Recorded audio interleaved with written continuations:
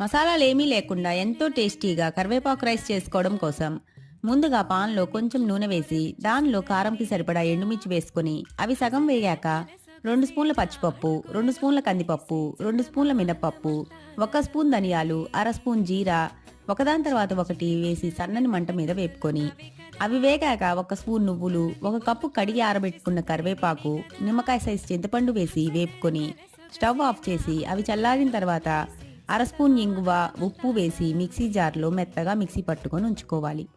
బాండీలో నూనె వేసుకొని దానిలో ఎండుమిర్చి, 1 స్పూన్ ఆవాలు, జీరా, జీడిపప్పు, వేరుశెనగ గుళ్ళు వేసి వేపుకొని తాలింపు వేగాక ముందుగా వండి చల్లార్చుకున్న అన్నం, మిక్సీ పట్టుకున్న పొడి వేసి ఒక్కసారి కలుపుకొని ఉప్పు చూసుకొని వేసి కలుపుకుంటే ఎంతో టేస్టీగా ఉండే కరివేపాకు రైస్ రెడీ అండి. మిగిలిన పొడి దోశల్లోకి, ఇడ్లీలోకి కూడా చాలా బాగుంటుందండి. Please subscribe to my channel friends. By by.